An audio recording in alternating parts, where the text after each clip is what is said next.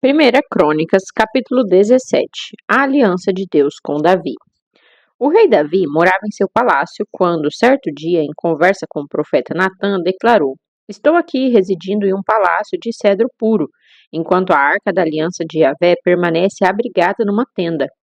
E Natã encorajou Davi, dizendo: Vai e faz tudo quanto está no teu coração, porque Deus está contigo. Entretanto, naquela mesma noite veio a seguinte palavra de Deus a Natã: Vai dizer a meu servo Davi que assim diz Yahvé, o Senhor: Não és tu que construirás uma casa para eu morar. Não tenho habitado em nenhuma casa, desde o dia em que libertei Israel do Egito até o dia de hoje.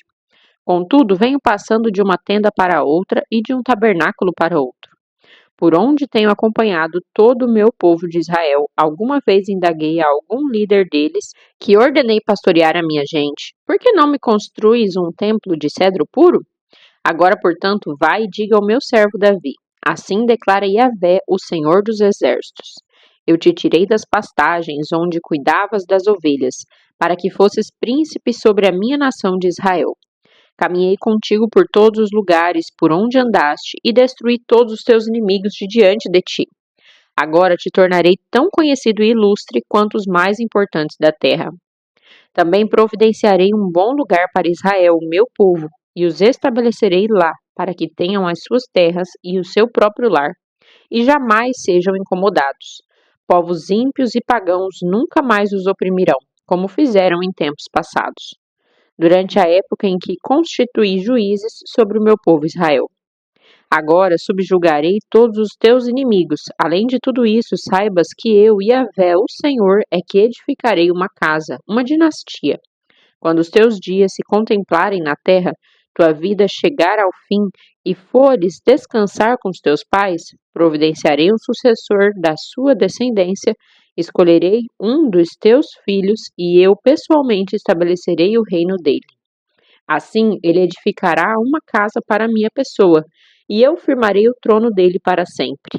Eu serei seu Abba, pai e mestre, e ele será meu filho. Jamais desviarei dele o meu amor, como tive que fazer com Saul. Eu o farei líder do meu povo e do meu reino para sempre. Seu trono e governo durarão eternamente. Então Natã se apressou em comunicar a Davi tudo o que o Senhor lhe havia falado e revelado. A oração de Davi. Em seguida, o rei Davi entrou na casa de Yahvé, o tabernáculo, assentou-se diante do Senhor e declarou a seguinte oração: Ó Yahvé, Senhor Deus, quem sou eu e quem é a minha família para que me tenhas trazido até aqui? Ó Deus, e como se isso não bastasse para ti, ainda deste uma palavra sobre a família deste teu servo, e me trataste como um homem ilustre, ó Yahvé Deus.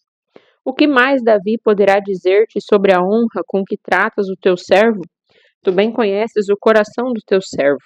Yahvé, por amor do teu servo e conforme a tua vontade, realizaste esse feito grandioso e tornaste conhecidas todas essas maravilhosas promessas. Não existe nenhum ser como tu, ó Senhor. Tampouco há outro Deus além de ti, segundo tudo quanto temos testemunhado. E quem é como Israel, o teu povo, a única nação da terra que tu, ó Deus, resgataste para ti mesmo, e assim tornaste o teu nome conhecido em toda a terra, mediante realizações portentosas e impressionantes, ao expulsar todas as nações e seus deuses de diante da tua gente que libertaste do Egito? Tu fizestes de Israel teu povo, tua nação especial para sempre, e tu, ó Yahvé, te tornaste o seu Deus. Agora, pois, ó Senhor, seja confirmada para sempre a tua promessa acerca do teu servo e sobre a família dele, e realiza tudo quanto prometeste. Seja o teu nome estabelecido e glorificado ao longo da eternidade, e que se proclame em todas as partes: Yahvé, o Senhor dos exércitos, é o Deus de Israel. Sim, ele é Deus para Israel, e a descendência de teu servo Davi se manterá firme diante de ti. Meu Deus, tu revelaste ao teu servo que lhe edificarias uma casa, uma dinastia. Por esse motivo, o teu servo encontrou liberdade e confiança para orar e suplicar a ti. Ó Yahvé, meu Senhor, tu és Deus, tu fizeste essa boa promessa a teu servo. Agora, por tua misericórdia e bondade, abençoa a família de teu servo, para que essa dinastia viva eternamente na tua presença. Porquanto que tu, Yahvé, abençoas, abençoado permanece para sempre, ó Senhor. 1 Crônicas, capítulo 18. As muitas vitórias de Davi. E aconteceu depois disso que Davi venceu os filisteus e os subjugou. Tomou das mãos dos filisteus a cidade de Gate e seus povoados e vizinhanças. Em seguida, venceu os moabitas, que se tornaram súditos de Davi, pagando-lhe tributos. Davi também derrotou Hadadezer, rei de Zobá, nos arredores de Amate, quando Hadadezer tentava obter o controle na região do rio Eufrates. Davi lhe tomou 1.000 carros de guerra, 7.000 cavaleiros e 20.000 soldados de infantaria. Ainda mandou aleijar todos os cavalos que conduziam os carros de guerra, exceto 100 deles, que foram escolhidos e separados. Quando os arameus, os sírios de Damasco, vieram socorrer Hadadezer, rei de Zobá, Davi e seu exército mataram 22.000 de seus soldados. Então Davi estabeleceu guarnições militares para governar em Arã de Damasco, e os arameus também se tornaram súditos de Davi e começaram a lhe pagar impostos. E Yahvé dava vitórias e mais vitórias a Davi em todos os lugares onde fazia suas incursões. Davi ainda trouxe para a cidade de Jerusalém os escudos de ouro usados pelos oficiais de Hadadezer. De Tibate, bem como da cidade de Cum, povoados que pertenciam a Hadadezer, o rei Davi trouxe grande quantidade de bronze que Salomão usou para fazer o tanque de bronze, as colunas e vários utensílios. Quando Tol, rei de Amate, soube que Davi havia aniquilado todo o exército de Hadadezer, rei de Zobá, mandou seu filho Adorão saudar e parabenizar o rei Davi por ter lutado bravamente e vencido o temível Hadadezer, que sempre atacava o povo de Tol.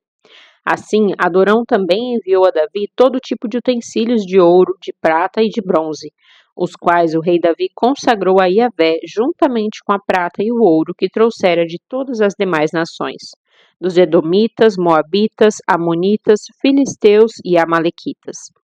Abisai, filho de Zeruia, também foi à guerra e derrotou 1.000 Edomitas no Vale do Sal. E em seguida estabeleceu guarnições militares em Edom, sujeitando todos os edomitas a Davi. E Yahvé, o Senhor, seguia acrescentando vitórias a Davi por onde quer que ia. Os oficiais de Davi. Davi reinou sobre toda a nação de Israel.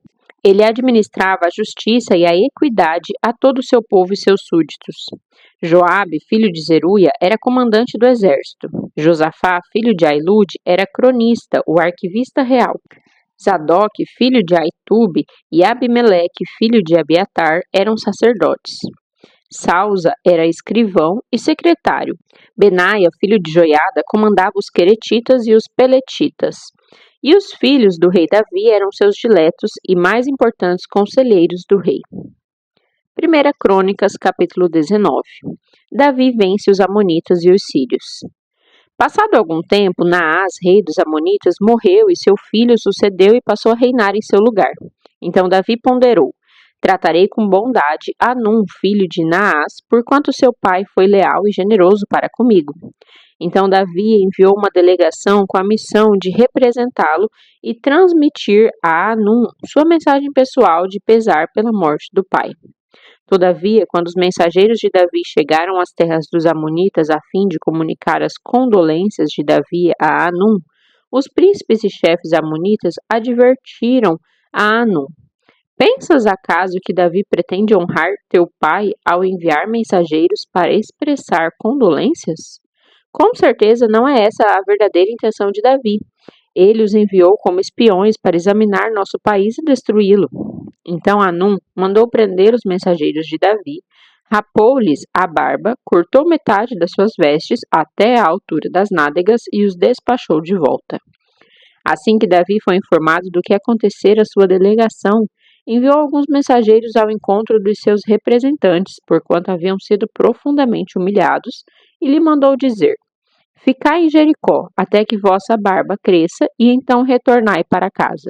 Percebendo Anum e os amonitas que haviam transformado seu perfume em mau cheiro ao olfato de Davi, isto é, tinham provocado a ira do rei, alugaram da Mesopotâmia, de Aram-Maacá e Zobá, carros de guerra e cavaleiros para conduzirem os carros por 35 toneladas de prata.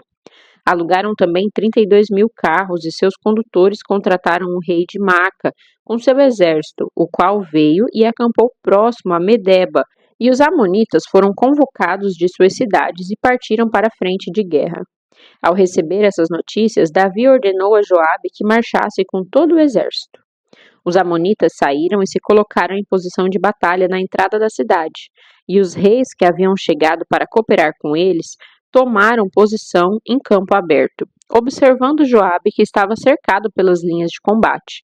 Separou alguns dos mais corajosos e bem treinados soldados de elite de Israel e os perfilou diante dos arameus.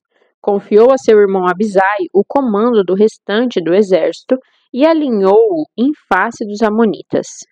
E Joabe deu a seguinte instrução: se os arameus prevalecerem sobre mim, virás em meu socorro. Se os amonitas forem fortes demais para ti, eu partirei em teu auxílio. Tende ânimo, sê forte e corajoso para com o nosso povo e diante das cidades do nosso Deus. E que Yahvé, o Senhor, faça o que lhe parecer bem. Então Joabe e seus soldados avançaram bravamente contra os arameus, que viram-se obrigados a fugir dele. Quando os amonitas notaram que os arameus estavam recuando e batendo em retirada, perseguidos por Joabe, também fugiram de seu irmão Abisai e entraram na cidade. Assim Joabe retornou para Jerusalém. Ao compreenderem os arameus que haviam sido derrotados por Israel, enviaram mensageiros com a missão de trazer arameus que viviam do outro lado do Eufrates, o rio, e Zofaque, o comandante do exército de Hadadezer, veio à frente deles. Informado sobre essa movimentação, Davi reuniu todo o exército israelita e atravessou o Jordão. Avançou contra eles e formou linhas de combate em frente deles. Assim que a batalha teve início, eles fugiram da presença de Israel, e o exército de Davi matou 7.000 dos seus condutores de carros de guerra e 40.000 dos seus soldados da infantaria. Também matou Sofaque, o comandante do exército deles. Quando os servos de Hadadezer se deram conta de que já haviam sido derrotados por Israel, suplicaram paz a Davi e se submeteram a ele. Depois disso, os sírios nunca mais se dispuseram a socorrer os amonitas.